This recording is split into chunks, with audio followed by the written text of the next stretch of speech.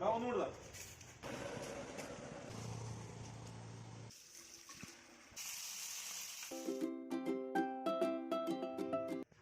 Guys, ഇന്ന് ഞാനൊരു കുഞ്ഞു വീഡിയോ ആയിട്ട് വന്നിട്ടുണ്ട് കേട്ടോ. കുറേ നാളായില്ലേ ഈ വഴിക്കൊക്കെ കണ്ടിട്ട്.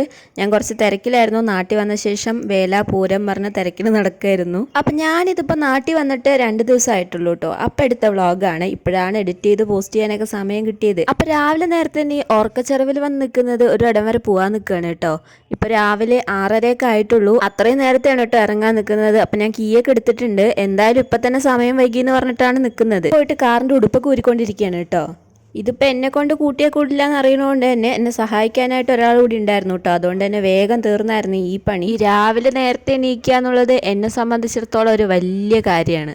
അതുമാത്രമല്ല, ഇപ്പം ഇവിടെ പാലക്കാട് നല്ല രീതിയിൽ തണുപ്പുണ്ട് കേട്ടോ. രാവിലെ പകൽ മുഴുവൻ ചൂടാണെന്ന് പറഞ്ഞിട്ട് കാര്യമില്ല, രാവിലെ ആകുമ്പോൾ നല്ല തണുപ്പുണ്ട്. അപ്പോൾ എന്തായാലും നമ്മൾ പോകാനായിട്ട് വണ്ടിയൊക്കെ റോഡിലോട്ട് ഇറക്കിയിട്ടുണ്ട് കേട്ടോ. രാവിലെ ആയി വരുന്നുള്ളൂ, നേരമൊക്കെ വെളുത്ത് വരുന്നുള്ളൂ കേട്ടോ. അപ്പം നമ്മുടെ പ്രയാണം അവിടെ തുടങ്ങിയിരിക്കുകയാണ്. ഇത് ഞങ്ങളുടെ വീട്ടിൻ്റെ സൈഡിലൂടെയുള്ള റോഡാണ് കേട്ടോ. ഇവിടെ നിന്ന് കുറച്ച് നല്ലൊരു ദൂരമുണ്ട് മെയിൻ റോഡിലോട്ട് എത്താനായിട്ട്. രാവിലെ ആയതുകൊണ്ടും നേരം വെളുക്കാത്തതുകൊണ്ടും ചെറിയ രീതിയിൽ ഇരുട്ടും ഉണ്ട് കേട്ടോ. ആൾക്കാരൊക്കെ റോഡിലോട്ട് ഇറങ്ങി തുടങ്ങുന്നേ ഉള്ളൂ.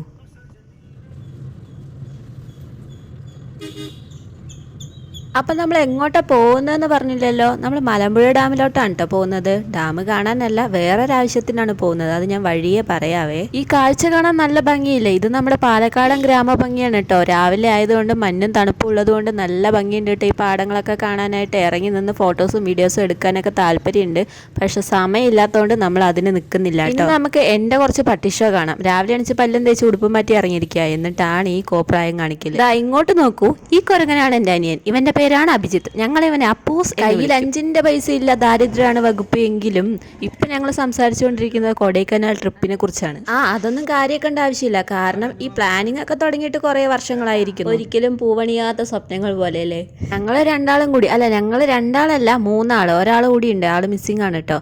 അപ്പൊ 3 ആളും കൂടി പ്ലാനിങ് ഒക്കെ തുടങ്ങിയിട്ട് കുറെ കാലമായിട്ടുണ്ട്. പക്ഷെ അത് നീങ്ങി പോവാണ്. നമുക്കും ഒരു കാലം വരും. ഇതിപ്പോ ഞാൻ പറഞ്ഞു കാട് കയറി എവിടെയോ എത്തിയിട്ടുണ്ട്. അതായത് രാമ, നമുക്കിനി കുറച്ച് ഗ്രാമഭംഗി ആസ്വദിക്കാം കേട്ടോ.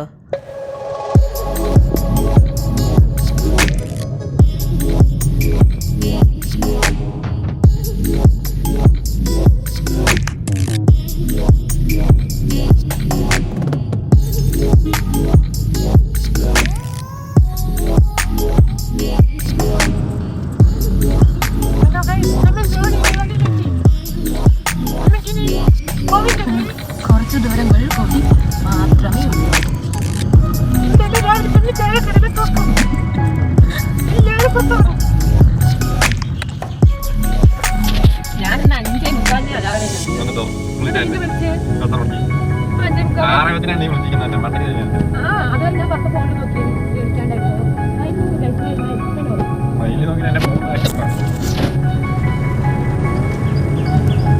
ഇത് നമ്മൾ നമ്മുടെ ലക്ഷ്യസ്ഥാനത്ത് എത്തിയിട്ടുണ്ട്. ഇതാണ് ഞങ്ങൾ പറഞ്ഞ സ്ഥലം, മലമ്പുഴ ഡാം. ഡാമല്ല, അതിന് മുന്നുള്ള സ്ഥലമാണേ. അതെ ഗൈസ്, ഞങ്ങൾ കമ്പയിന്ന് മലമ്പുഴ വരെ മീൻ മേടിക്കാനായിട്ട് വന്നതാ. ആരും ചിരിക്കണ്ട, മലമ്പുഴ മീൻ മേടിക്കാനായിട്ട് വന്നതാ. അതാകുമ്പോൾ ചിരിക്കേണ്ട ആവശ്യമില്ലല്ലോ അല്ലേ.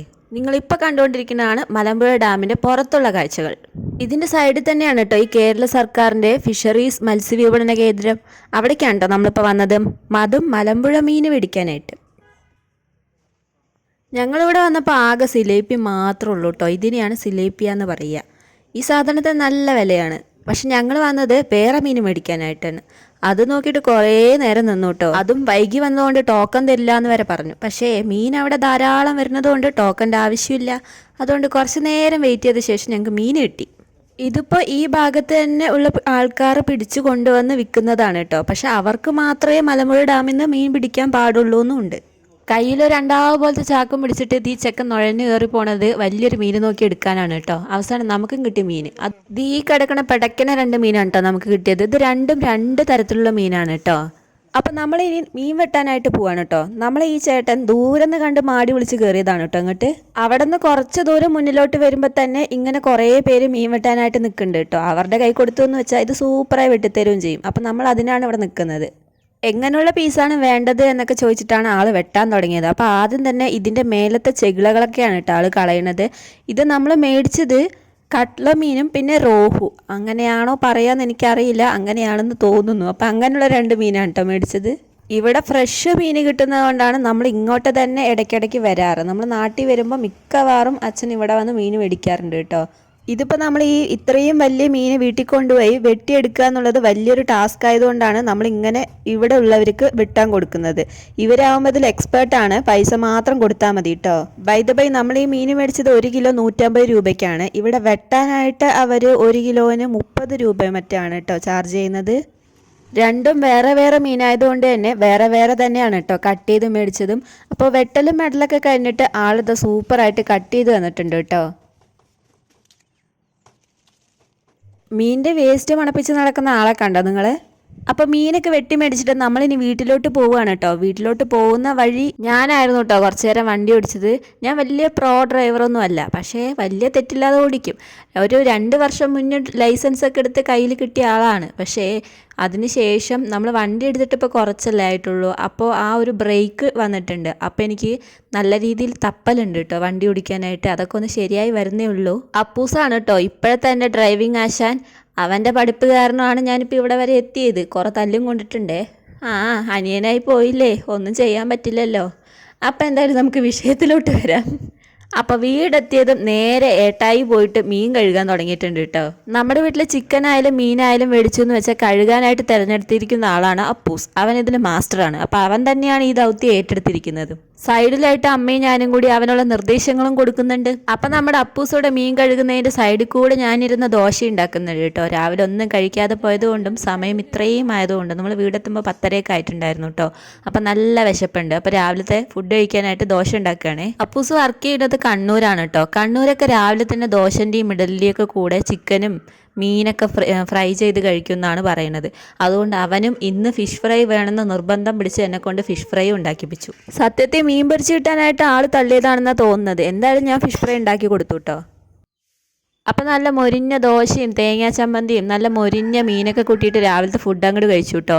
അപ്പോൾ ഇന്നത്തെ വീഡിയോ ഇവിടെ അവസാനിപ്പിക്കുകയാണേ. അപ്പം നമ്മുടെ ചാനലും വീഡിയോസൊക്കെ ആദ്യമായിട്ട് കാണുന്നവരുണ്ടെന്ന് വെച്ചാൽ സപ്പോർട്ട് ചെയ്യാൻ മറക്കല്ലേ. അപ്പം ശരി എന്നാൽ പിന്നെ.